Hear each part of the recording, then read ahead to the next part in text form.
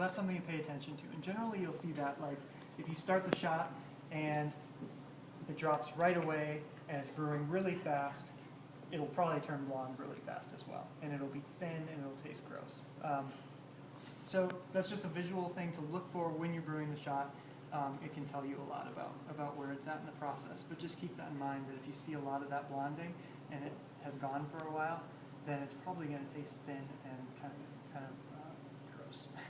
So the faster pour, the slower pour kind of affects how many seconds in a way before it starts to blonde.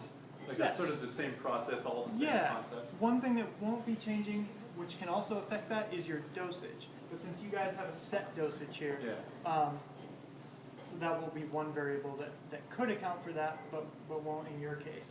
But so you'll be looking at coarseness and fineness of your grind. Also tamping pressure is something you guys won't be dealing with. So yeah, really what it comes down to is trying to bring your shots into a range of, I would say, like that 25 to 30 seconds, and a volume of, I would say, about half of one of these. And again, this is for our coffees, depending on who you're using, that could change, but that's a generally good guideline to use. You can mess with that too, depending on your preference. Some people like really short shots. Some people want them to go a little bit longer. Usually if I was wanting something a little bit longer, I would just brew it to, say, something like this, but then I would just add hot water to it. That's one way to get more volume without sacrificing the flavor, if that makes sense. But this shot pulled maybe like 5 seconds earlier could be a good thing, depending on what you're looking for. What it's gonna do is it's gonna be more viscous. It's going to have less of those higher notes, which come out towards the end of the shot. It's going to be a little more chocolatey, dense, syrupy, a little more like honey and tobacco-y.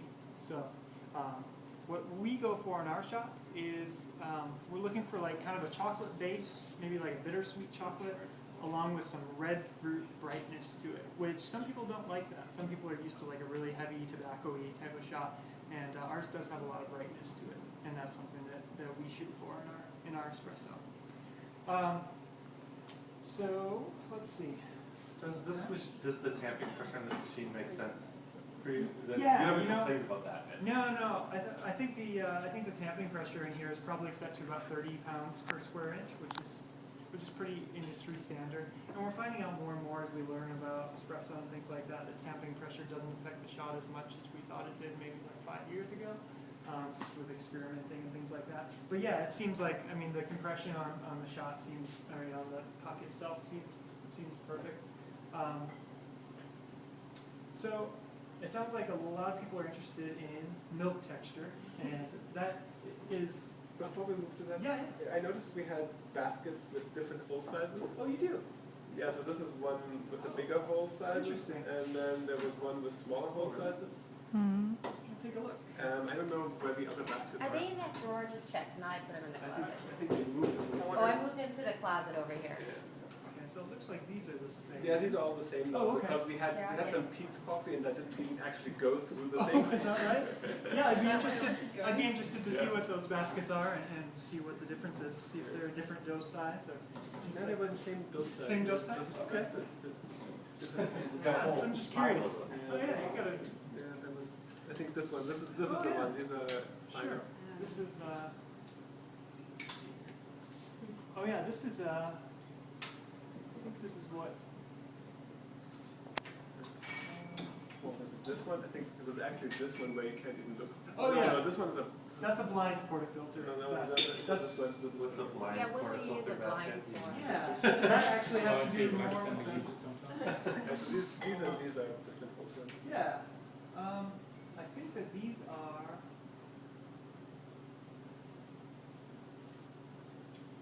If you pull that one out, you can see that Yeah. it's like pretty well.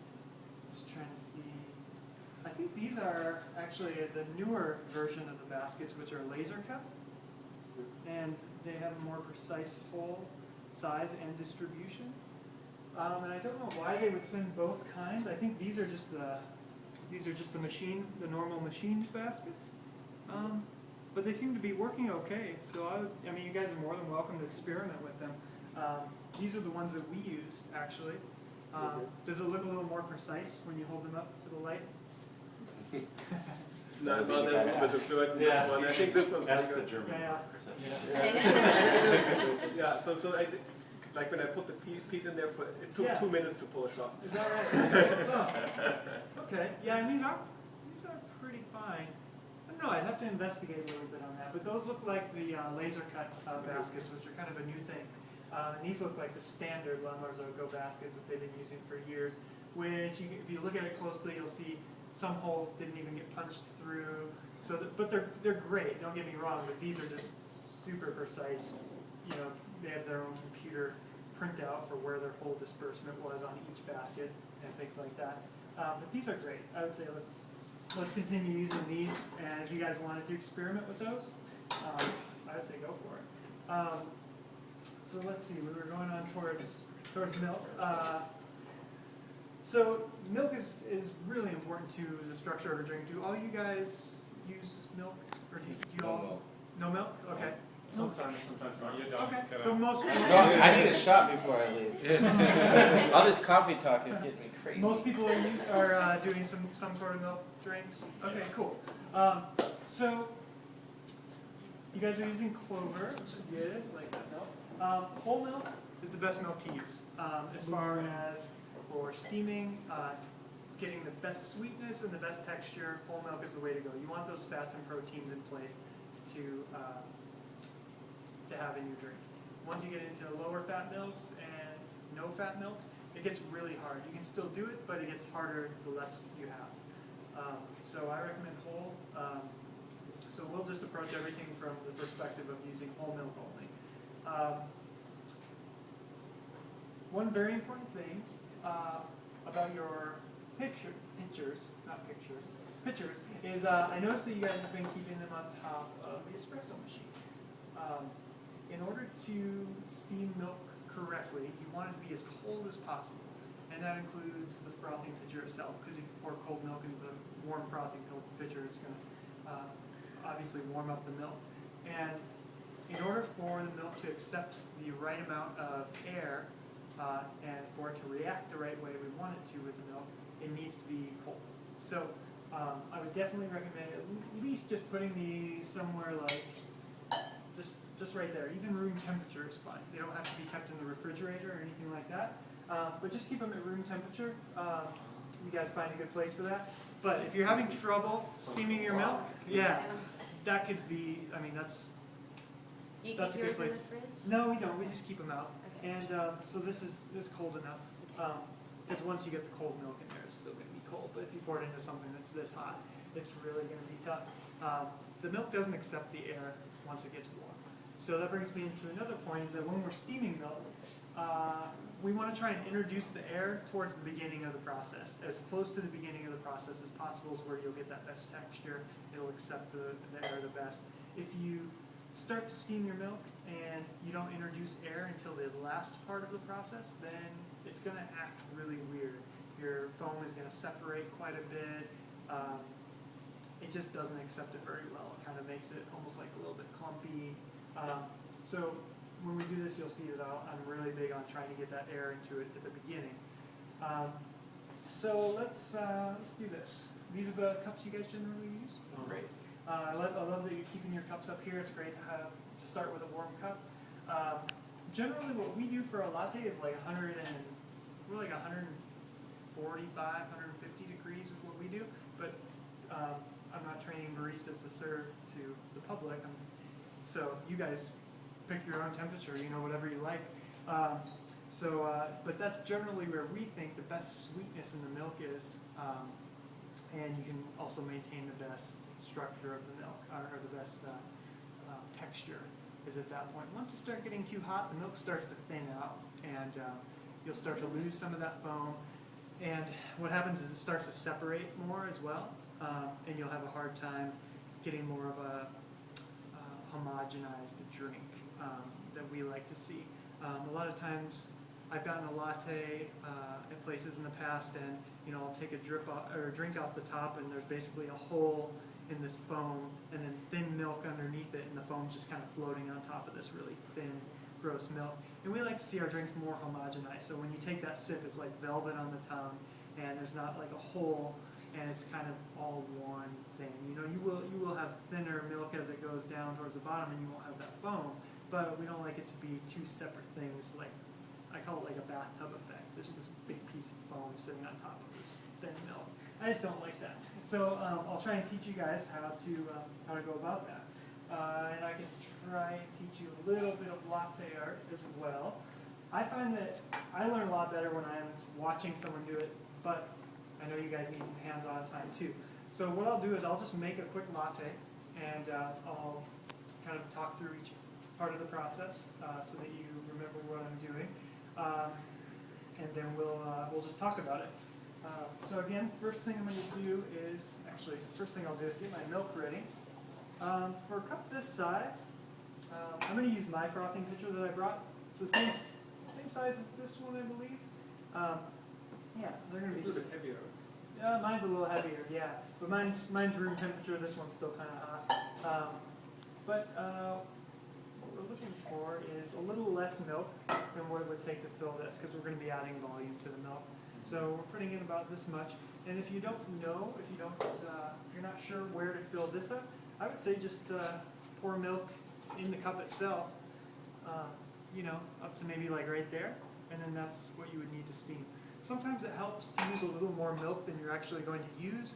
If you don't have an issue with wasting a little bit, sometimes it's easier because the more milk you have, the more time you have to steam it, and you can kind of correct errors if you make any, and it just gives you more time. Is that why Starbucks do a big bucket load? Yeah, and I think they might re-steam their milk They as might well, do that. and that's something we wouldn't recommend. You've already destroyed the molecular structure of the milk at that point, and there's no way you can't reintroduce air into the milk. It just doesn't work, at least not how we would like to see it. So we would never re-steam milk. But, you know, again, it's your office, so if you guys want to do that and not waste it, by all means. I don't think it Okay, You've just got a big pitcher of lukewarm steam Yeah, all right. the time. Yeah, nobody wants to drink that. It tastes disgusting. All right, so just to review, I'm going to remove this from the group head, and as you can see, some residual coffee from the last shot, so that's why it's so important to clean this out, because essentially, if you were to leave that in there, you're brewing through old coffee that's... So speaking of which, when I went to make a shot, the coffee was all still in it. It was still in there? Yeah, Yeah, so just FYI, Yeah. clean it when you're done. I'll tell I you guess this seems obvious. little something about that. There are a few schools of thought in the industry that say that leaving the puck inside until you're ready to brew your next shot is a good thing because it helps retain heat in the portafilter. I don't really like doing that, but there are some people that would say that. Okay. So, but I like your thoughts better because it's a little nicer to come into a clean portafilter. And what happens is that coffee, that's more of a high volume atmosphere, I would say, because if you guys are letting it sit there for like an hour or two, it'll start to fuse to that screen. And generally, I would say you're probably right, but there might be a few people who would argue the other way. I don't necessarily agree with it, but you might hear that sometimes. So it's just something to be aware of. If anyone ever brought that up, it's floated around the industry, that idea. So, but yeah, it's a lot nicer to come into this when you're ready to make That's what I the was shot. expecting. Yeah, I mean, I right. don't mind cleaning it up, but it's like, And it's just a lot less cleanup at the end of the day too. Right, so I like to brew my shots into a demi-tasse because I kind of get used to where that volume should be. When I brew it into the cup itself, which is fine as well, you do lose a little bit of the integrity of the shot when you pour it from this into another vessel. You'll see that a lot of the crema will stay inside, and not a lot, but some. So some people really like the entire shot to be in their cup, which is fine. I think it's just easy to measure volume this way. So that's the way I'll do it, but if you choose to, you can. That's strange. Why did I not get copy of there?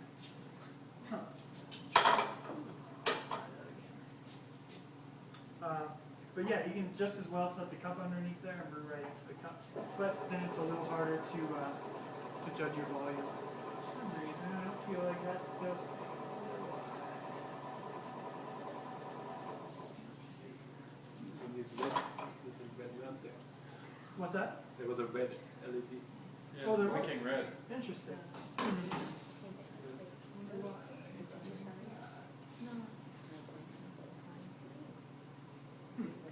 But after at the end, this will maybe put the end. Maybe I'll try and reset it here. You tried restarting it? Just like Windows. Yeah.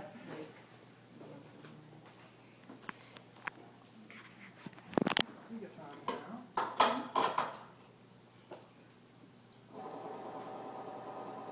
Sounds like it's still only tamping. Making a grinding. Try the decaf side. Then I can drink the latte. On the, there's that little thing that rotates on the left-hand side. You stick your finger in the wall and there's stuff. This here?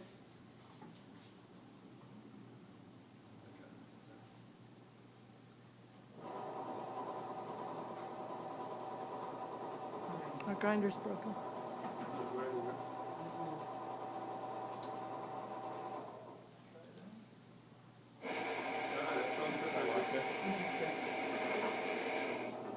Decaf wins.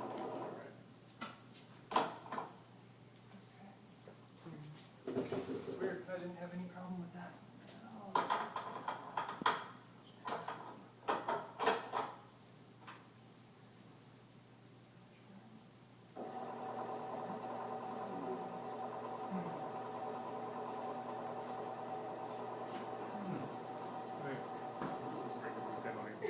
Yeah.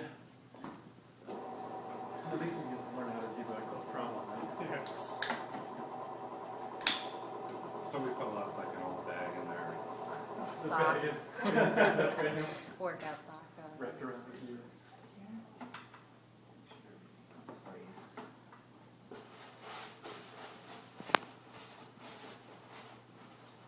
wrapped around my ear. Something.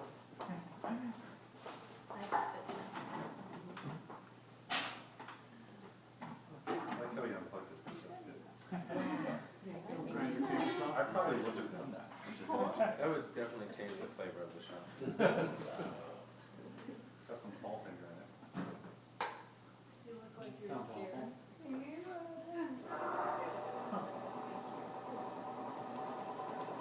You'll have to make a decaf latte, I think. I drink decaf anyway. That's fine with me. We'll all just change it. No. It was working before. Bean. Yeah, it was working fine up until that last track. I'm not quite sure.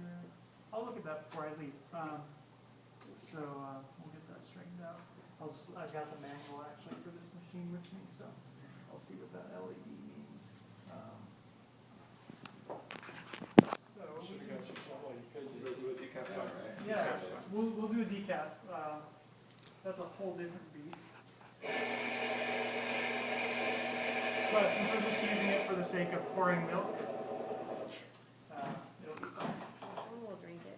Why is decaf a whole different beast? Well, decaf is actually, in the decaffeinization process, the bean is actually being destroyed essentially. Oh.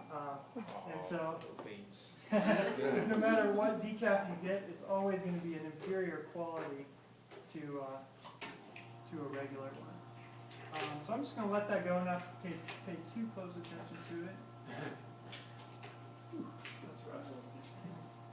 So, all right. So for milk steaming, That's why I was using the single shot thing. first thing I want to do every time is to purge the steam line because, as I'm going to show you here, if I didn't, all of this will go into your milk, and it will, then you're already done for. There's nothing you can do about it. You're just going to get tons of water in your milk, and it's stale water that's been in the steam line for a while. Also, this does have a back pressure on it, so it can actually suck milk up into the steam line too. So you could be getting old, gross milk out of the steam line into your milk. So you definitely want to purge that right before you start steaming. You can use this towel as well, and you'll want to do that at the end for sure. But just fold it fairly thick so that your fingers don't burn. and keep your fingers away from down here, and you can just give it one of those. So that's all set to go. Generally, I like to keep this fairly straight up and down rather than at an extreme angle like that. I guess that's not too bad. Some of them go up even higher, but I like to keep it somewhere in there.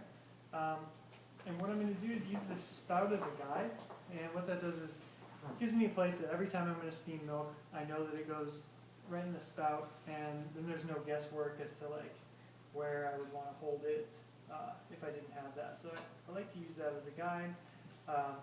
And then usually what I do is I'll pick one direction or the other that I want to spin. Generally I spin the milk counterclockwise, and we want to keep the milk spinning the entire time that we're steaming it. So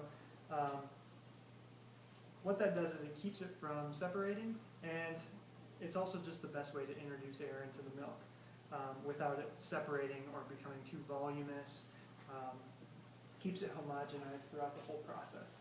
So I'm going to spin counterclockwise, and you'll see a lot of things when you go to cafes as to how people steam milk. Sometimes you'll see a lot of this going on, just really high introductions of air, really bubbly, and generally we want to keep our movements to a minimum and keep real control over what we're doing. So what I'm going to do is start with that in the spout. I'm going to dip it just underneath the surface of the milk, and if anyone wants to come over and look at this, you're more than welcome to, but I'm dipping it about halfway up the nozzle of the steam one. So I'm going about halfway, and I'm placing the steam one about halfway in between the edge of the pitcher and the middle of the pitcher. So about right there, and that's how I'm going to start. And I'm going to go full blast on this because I want to introduce as much air as I can in the beginning, but I want to keep it under control. So it takes some getting used to. But so I'm going to turn this up all the way, and I'm going to start by getting a nice vortex going. And once I have that, then I'm going to start introducing the air, and I'm going to do that all really quickly at the beginning. So, and then meanwhile, I'm going to be feeling the side of the pitcher for the temperature that I want it to. So I got it spinning. Now I'm going to introduce air. And which spinning it? The angle that you're holding it? And the pressure itself. Yeah. And then spin it a little bit. Oops, sorry. It's easy. So,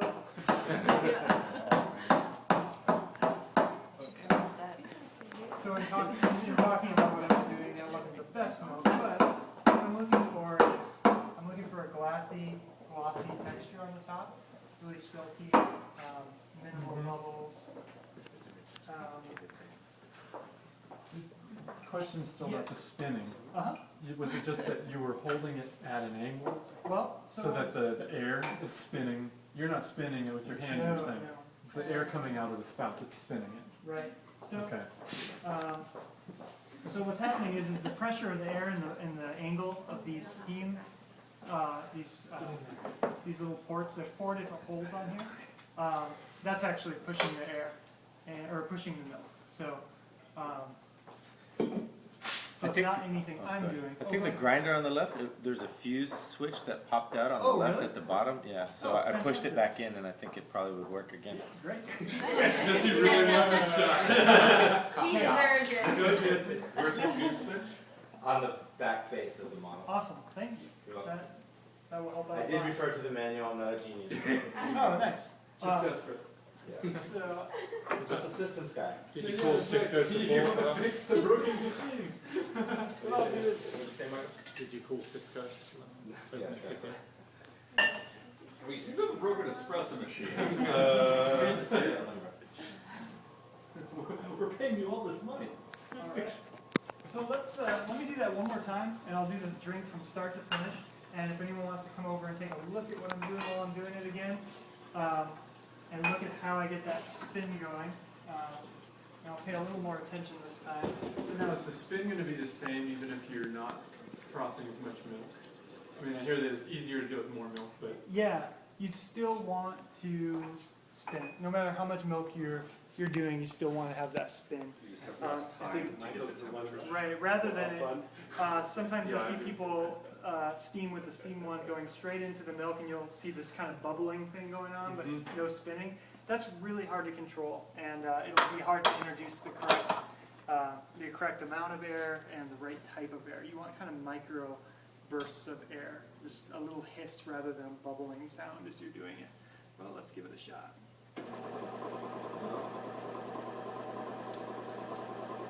Huh.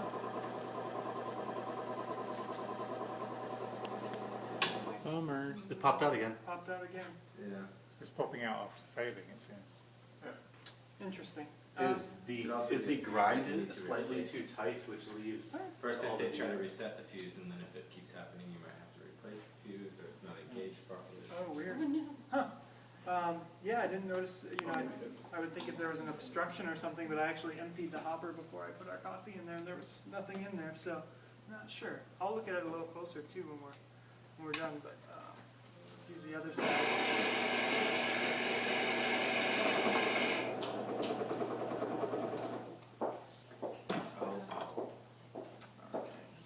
So, purging the group head. Filter in there. I'm just going to brew right into this cup this time. Alright. So, purging the steam on.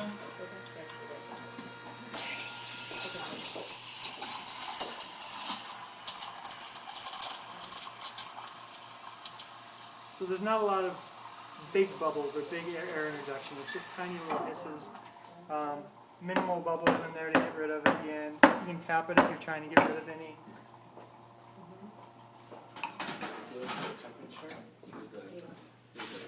The temperature? Yeah, I'm just feeling for what I kind of know as a good temperature. And it's basically when it's like too hot to touch, it's generally going to be about 150, 155. And to keep that milk at a good texture for pouring, you can keep it moving. But as soon as you let it sit too long, it's going to start to separate. So I usually keep it moving right until I'm about to pour by spinning it and just kind of moving it back and forth. And then, like, I can show you just kind of a basic heart is just kind of back and forth.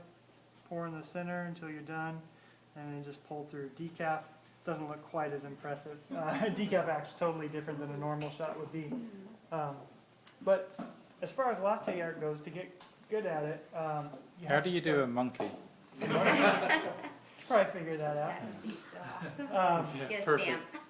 But keeping the milk at the right texture and temperature is essential to being able to pour good latte art. So if that's something you're interested in, getting your milk right is the first step, and it kind of can do the work for you if it's done right. Should we get a thermometer? We can, yeah. Or you can, yeah. I like to use my hand, and I've just kind of gotten used to it, and you might be able to as well. You can use a thermometer. Sometimes I feel like they kind of get in the way when I'm trying to steam milk, but Do you just do it until you can't bear to touch it anymore? well, yeah, it kind of depends on how much, because your hand will get calibrated if you're doing it too much or doing it a lot, so that you kind of have to adjust and just be aware. But generally for a latte, it's just about when it's too hot to touch. I'll take my hand off and turn it off, and that's about right. It's about a good temperature. So I'd be happy to work with some people on steaming milk if you'd like to.